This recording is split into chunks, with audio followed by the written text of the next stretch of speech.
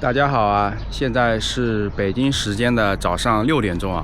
我来到了全国都非常著名的叫河北衡水中学啊，然后想来拍一拍他们今天一天的作息时间。然后他们的话，大家看这个镜头啊，已经来到了河北衡水中学了。据说他们6点钟起床，然后马上就要开始跑操，只有10分钟左右的洗漱时间。那待会儿的话，我就会给大家拍一下他们跑操的壮观的场景啊。敬请期待吧，各位。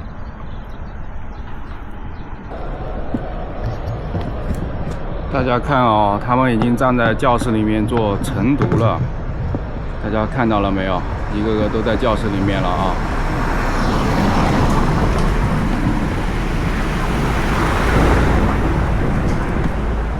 他们现在的作息应该是早上起床先到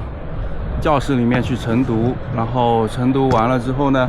然后估计就要去跑操了。大家听这个声音，他们都在朗诵，在背书啊，他们都站着的，你看见没有？教室里面的影子。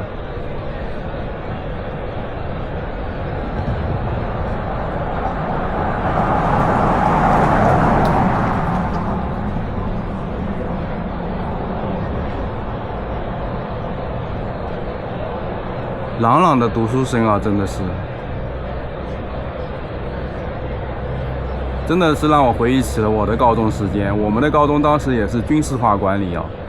只是可能没有河北衡水中学那么有名啊，我们的成绩可能没有他们那么好。听说这个河北衡水中学每年都能考上很多非常好的学校啊，这些学生。看，朗朗的读书声。在国外的观众朋友们，你们应该是没有看到过吧？特别是在香港、澳门、台湾以及国外的观众朋友们，你们应该都没有看到过此情此景吧？那我今天的话就给大家拍一拍这个此情此景啊。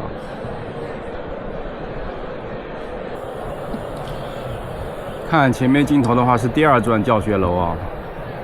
学生们也都在站着背课文。但是我这个角度我听不见他们是背的是英文还是背的是中文啊。看，这就是中国的应试教育啊。现在想想真的是无限感慨啊。国外的小朋友们都在素质教育，都在培养各个方面的能力，但中国的孩子可能也就读书是他们唯一的出路了，特别是高中的时候。听这声音，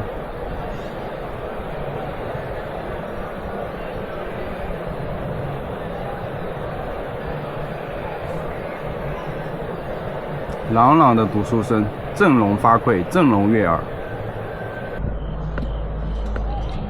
看，在不远处那个地方是他们的公共电话亭啊。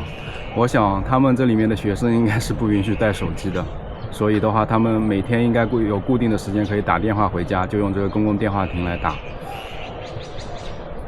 大家可以想象吗？Hello， 大家好啊！现在雾有点大，然后他们结束了差不多1个小时的晨读时间啊，然后我看他们准备出去了，然后教室里面灯也关掉了，然后我不知道他们是不是要来到操场来晨跑了，我们来拍一下啊。这一块好像拍不出来，我们看一下，他们是不是准备？因为我刚刚听到一个铃声啊。然后他们就全部出教室了，大家看一下，这些学生都从教室里面出来了啊，然后教室的灯都开始关掉了。我看看他们去哪里，现在应该是往操场方向走了。你看都出来了啊！我们走操场那边去拍摄一下啊，看看他们去干嘛了。同学问他今天要不要跑操，他可好像对外面的人还是有点防备的，说不太清楚，然后一下子又说要跑操，所以我也不知道是怎么回事。那我就准备接着继续在这边再逛一逛，看看是怎么样子的。我感觉他们很多时候可能是早上7点钟晨读完之后就去食堂吃饭了，然后不一定要去跑操，是不是隔1天才跑一次啊？这个我不太清楚啊。我看很多人在这边打扫卫生了，做值日生了啊。我们再看一看，在这边再等一等。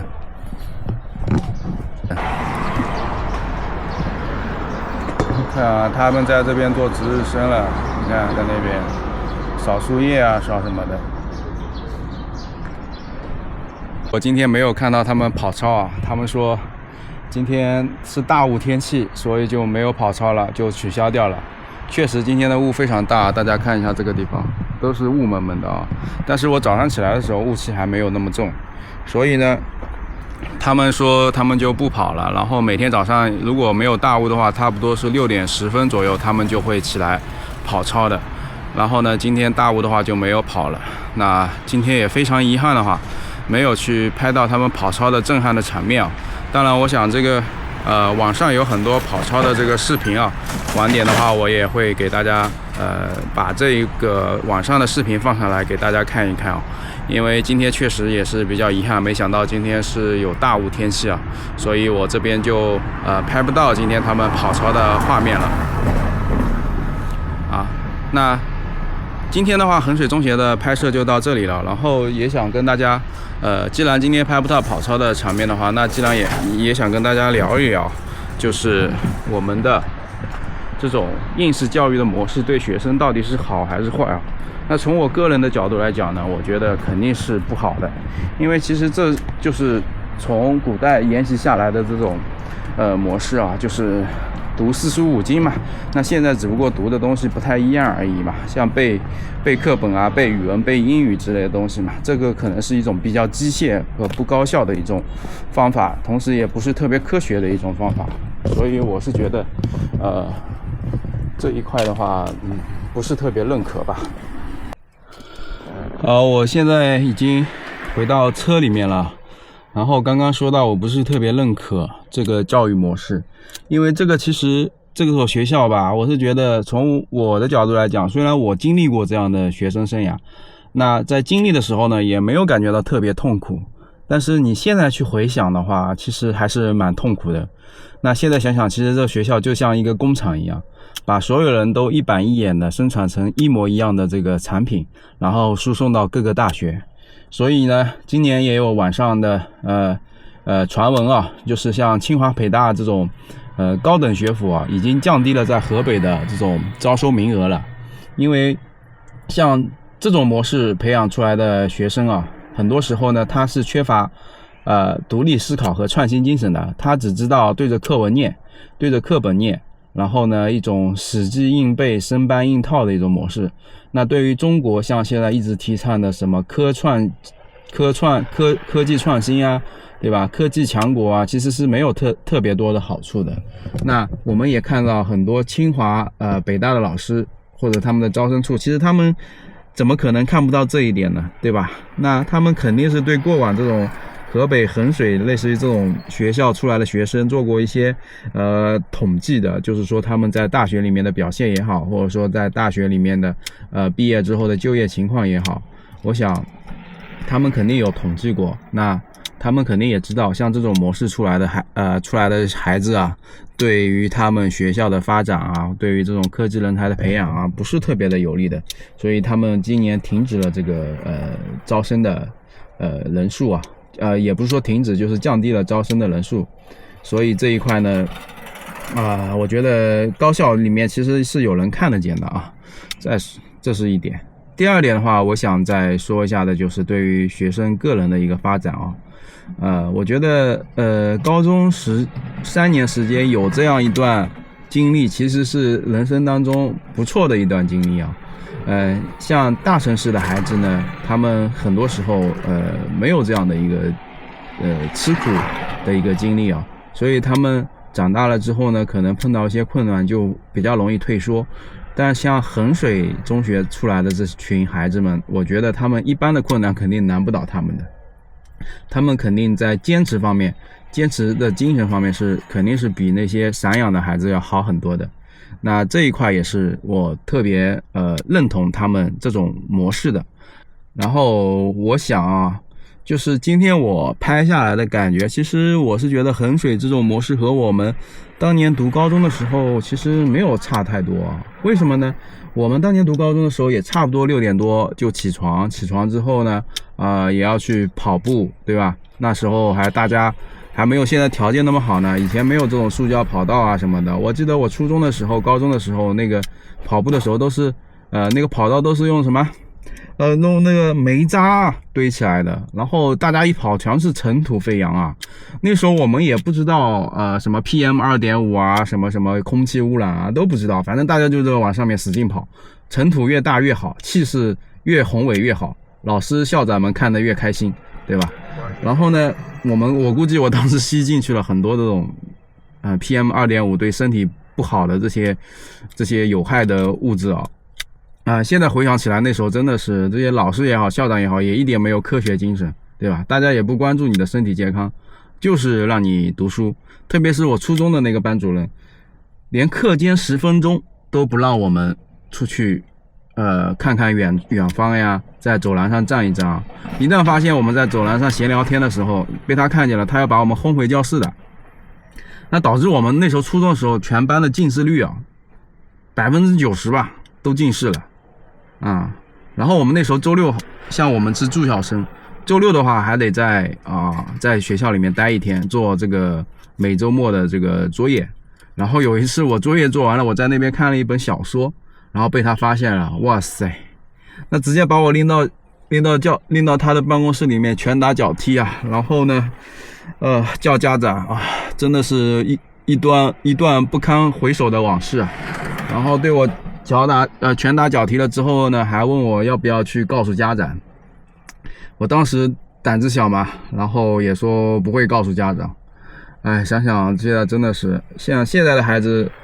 老师哪敢打家长啊，对吧？当年我就是被打的其中之一吧。我当时身体还可以吧，没被他打出内伤。像有些还没发育的小孩子们，他们就有些牙齿被打掉了，然后有些时候头被打得好晕，然后头上有淤血，这些事情都不敢告诉家长的。那时候的小孩子就是这样子的，这样子的不敢反抗吧。其实中国很多教育很多时候都是顺从性的一些测试吧，现在想想真的是没有必要啊。所以说了那么多，我也想总结一下吧。就是说，第一个，像衡水中学这种模式出来的孩子啊，创造能力、创新能力是不足的，对于他后期的发展肯定是不利的。因为人生就像一场马拉松嘛，后面其实是更重要的。像我们高中当中很多人说你读完高中考上大学你就完事儿了。其实现在想想，其实人生每个阶段都有人生每个阶段的苦高中有高中的苦，大学有大学的苦，出了社会有出了社会的苦，有些时候出了社会反而更加痛苦找不到工作呀，特别像现在这种情况，还不像我们当年专科生也能轻轻松松的找到工作。像现在的话，本科生研究生都出来找不到工作了，他们都在送外卖呢所以我是觉得人生就是这样的一个马拉松，每一步都不容易，每一步都不容易不像这些高中老师里面有些时候跟我们说出了就去解放了高考完就解放了。其实哪有解放现在想想每一步都解放不了当你真正闭上双眼进入棺材的时候可能也就解放了，那你的人生也就到此结束了，对吧？